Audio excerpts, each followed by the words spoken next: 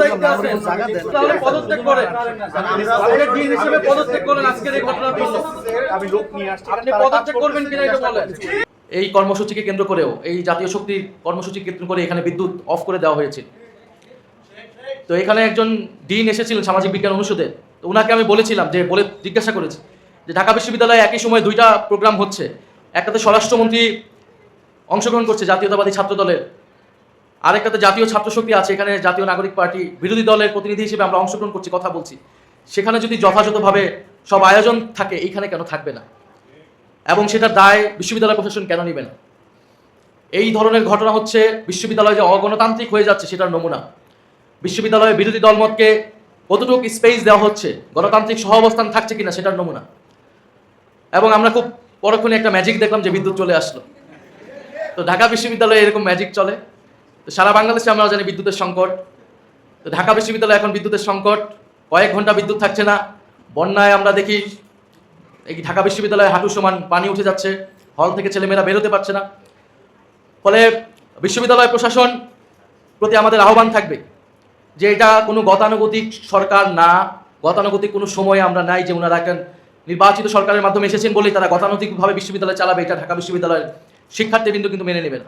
বিশ্ববিদ্যালয়ের শিক্ষক নামের যারা দালাল ছিল আওয়ামী লীগের ফ্যাসিস্টদের, তাদের বিরুদ্ধে ব্যবস্থা নিতে হবে। আমরা দেখছি প্রশাসনের বিভিন্ন জায়গায়, শুধু সরকার বিশ্ববিদ্যালয় সরকার প্রশাসনেরও আওয়ামী দালালরা রয়েছে যারা এই ধরনের বাংলাদেশকে একটা অকার্যকর রাষ্ট্রে পরিণত করতে চায় সেই ধরনের পরিকল্পনা করছে। বিশ্ববিদ্যালয়কে ঘিরেও একই ধরনের ষড়যন্ত্র রয়েছে। নীল দলের শিক্ষকরা এখনও সেই ধরনের ষড়যন্ত্রে রয়েছে। আমরা আশা করব ঢাকা বিশ্ববিদ্যালয়ের ফ্যাসিবাদ বিরোধী সকল ছাত্র সংগঠন ফ্যাসিবাদের প্রশ্নে তাদের মধ্যে সেই ঐক্য অটুট রাখবে। এই 15ই জুলাই ঢাকা বিশ্ববিদ্যালয়ে নারী শিক্ষার্থীদেরকে টার্গেট করে ছাত্রলীগ এর সন্ত্রাসী যে হামলা আমরা দেখেছিলাম 15ই জুলাই, এবং যেটা সারা বাংলাদেশের মানুষকে, সারা বিশ্ববাসীকে আন্দোলিত করেছিল, এবং এই আন্দোলনের পক্ষে তারা পরবর্তীতে নেমে এসেছিল। 16ই জুলাই আবু সাঈদের শাহাদাত বরণ, 17ই জুলাই ঢাকা বিশ্ববিদ্যালয় কফিন মিছিল, 18ই জুলাই প্রাইভেট বিশ্ববিদ্যালয়ের শিক্ষার্থীদের নেমে আসা, মাদ্রাসার শিক্ষার্থীদের নেমে আসা, এর ধারাবাহিকতায় আমরা এটা গণ অভ্যুত্থানের দিকে গিয়েছিলাম, সেই ইতিহাস আমরা জানি। 15ই জুলাই আমাদের আরও একটু মনে রাখা উচিত যে 15ই জুলাই এখানে যারা হামলার শিকার হয়েছিল তাদের মধ্যে কিন্তু সেদিন শুধু ঢাকা বিশ্ববিদ্যালয় না, আরও অনেক ঢাকার শিক্ষা প্রতিষ্ঠানের শিক্ষার্থীরা কিন্তু সেই সময় মিছিলে ছিল এবং ব্যাপকভাবে আহত হয়েছিল। বিশেষভাবে জগন্নাথ বিশ্ববিদ্যালয়, ঢাকা কলেজ, ইডেন কলেজ সহ আমাদের ঢাকার যে আশেপাশের প্রতিষ্ঠানসমূহের শিক্ষার্থীবৃন্দ। এবং আমরা দেখেছিলাম যে নারী শিক্ষার্থীদেরকে টার্গেট করা হয়েছিল, যেহেতু নারীরাই এই আন্দোলনে সম্মুখ সারিতে ব্যাপক উপস্থিতি সহকারে প্রতিদিনই আন্দোলনে ছিল। তবে দুঃখের বিষয়, এই 15ই জুলাই, 14ই জুলাই বা 15ই জুলাইকে কেন্দ্র করে ঢাকা বিশ্ববিদ্যালয় প্রশাসনের কোনো আনুষ্ঠানিক প্রোগ্রাম নাই, কর্মসূচি নাই, সেটা আমি এখানে এসে শুনতে পেলাম। গত সরকারের সময়, বিগত সরকারের সময় কিন্তু এই দিনটাকে 14ই জুলাই অথবা 15ই জুলাই, যেহেতু 14ই জুলাই রাতে 15ই জুলাই হয়ে গেছে, তখন শিক্ষার্থীরা রেজিস্ট্যান্স করেছিল, মেয়েরা নেমে এসেছিল, এবং সেই দিন প্রথমবারের মতো এই আন্দোলন একটা রাজনৈতিক অবস্থানে রূপ নিয়েছিল। তো ঢাকা বিশ্ববিদ্যালয় প্রশাসনের আজকের দিনকে ঘিরে কোনো কর্মসূচি না থাকা, প্রোগ্রাম না থাকাটা দুঃখজনক। এবং ঢাকা বিশ্ববিদ্যালয় প্রশাসন যেই বিশ্ববিদ্যালয় থেকে বাংলাদেশের সকল গণতান্ত্রিক সংগ্রামকে নেতৃত্ব দেওয়া হয়েছে, জুলাই বিপ্লবকে নেতৃত্ব দেওয়া হয়েছে, সেই জুলাই বিপ্লবকে স্মরণে ঢাকা বিশ্ববিদ্যালয় প্রশাসন এবার যথাযথ মূল্যায়ন করছে, কর্মসূচি নিচ্ছে বলে আমার কাছে মনে হয়নি।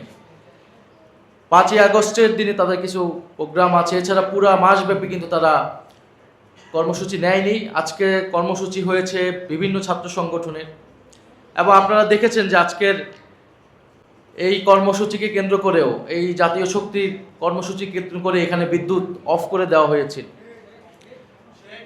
তো এখানে একজন ডিন এসেছিলেন সামাজিক বিজ্ঞান অনুষদের, তো ওনাকে আমি বলেছিলাম যে জিজ্ঞাসা করেছি যে ঢাকা বিশ্ববিদ্যালয়ে একই সময় দুইটা প্রোগ্রাম হচ্ছে, একটাতে স্বরাষ্ট্রমন্ত্রী অংশগ্রহণ করছে জাতীয়তাবাদী ছাত্র দলের, আরেকটাতে জাতীয় ছাত্র শক্তি আছে, এখানে জাতীয় নাগরিক পার্টি বিরোধী দলের প্রতিনিধি হিসেবে আমরা অংশগ্রহণ করছি, কথা বলছি, সেখানে যদি যথাযথভাবে সব আয়োজন থাকে এইখানে কেন থাকবে না?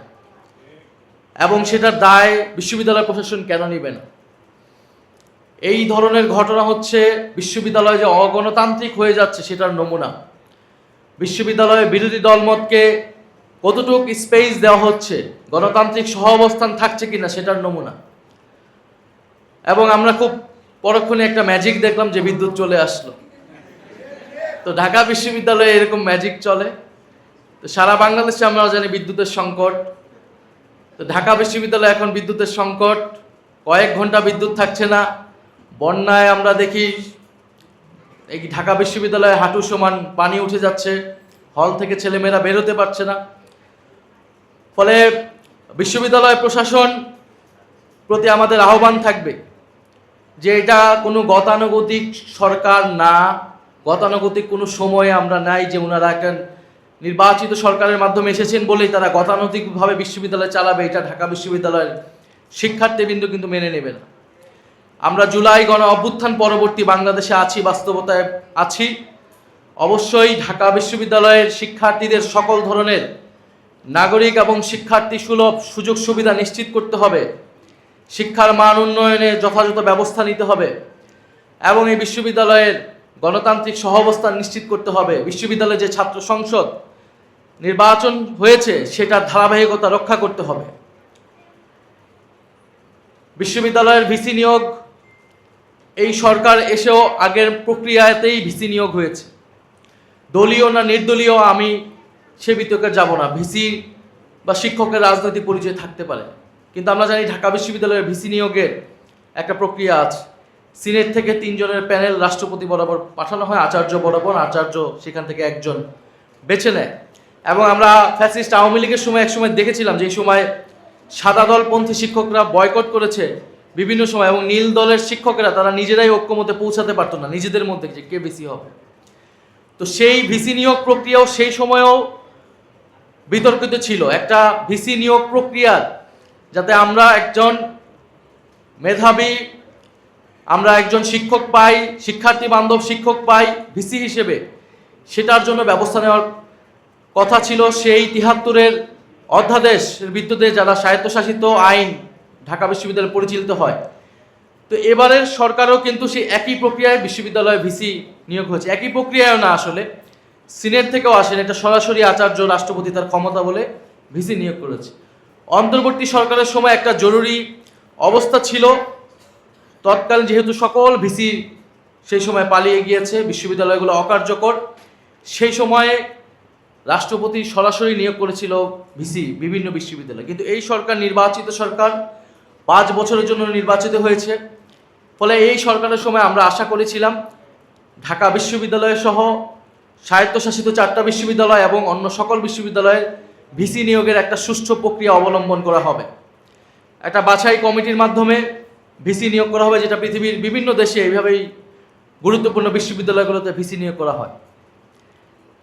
ফলে আমাদের আহ্বান থাকবে ঢাকা বিশ্ববিদ্যালয়কে একটি উন্নত মানের গবেষণা ভিত্তিক বিশ্ববিদ্যালয়, গণতান্ত্রিক একটা বিশ্ববিদ্যালয় করার জন্য ভিসি নিয়োগ, শিক্ষক নিয়োগ, এই প্রক্রিয়াগুলো সুষ্ঠুভাবে হওয়া উচিত এবং সকলেরই যাতে সেখানে গণতান্ত্রিক পরিবেশ থাকে, কথা বলার সেই ধরনের পরিবেশ নিশ্চিত করা ঢাকা বিশ্ববিদ্যালয় প্রশাসনের দায়িত্ব।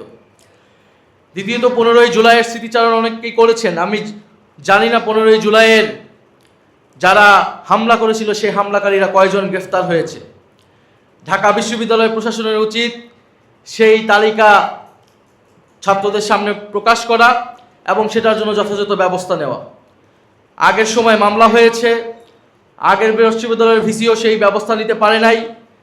ঢাকা বিশ্ববিদ্যালয়ে 15ই জুলাইয়ের যারা হামলাকারী ছিল তাদেরকে অবশ্যই গ্রেফতার করতে হবে, দ্রুত সময়ের মধ্যে গ্রেফতার করতে হবে। এবং যে সকল নীল দলের শিক্ষকেরা এই সকল হামলাকে বৈধতা দিয়েছে, নির্দেশনা দিয়েছে এবং অনেকে সরাসরি মাঠে ছিল সেই সময়, তারা মাঠে নেমে কর্মসূচিও করেছে। ফলে সেই সকল বিশ্ববিদ্যালয়ের শিক্ষকদের, শিক্ষক নামের যারা দালাল ছিল আওয়ামী লীগের ফ্যাসিস্টদের, তাদের বিরুদ্ধে ব্যবস্থা নিতে হবে। আমরা দেখছি প্রশাসনের বিভিন্ন জায়গায়, শুধু সরকার বিশ্ববিদ্যালয়, সরকার প্রশাসনেরও আওয়ামী দালালরা রয়েছে যারা এই ধরনের বাংলাদেশকে একটা অকার্যকর রাষ্ট্রে পরিণত করতে চায়, সেই ধরনের পরিকল্পনা করছে। বিশ্ববিদ্যালয়কে ঘিরেও একই ধরনের ষড়যন্ত্র রয়েছে। নীল দলের শিক্ষকরা এখনও সেই ধরনের ষড়যন্ত্রে রয়েছে। আমরা আশা করব ঢাকা বিশ্ববিদ্যালয়ের ফ্যাসিবাদ বিরোধী সকল ছাত্র সংগঠন ফ্যাসিবাদের প্রশ্নে তাদের মধ্যে সেই ঐক্য অটুট রাখবে।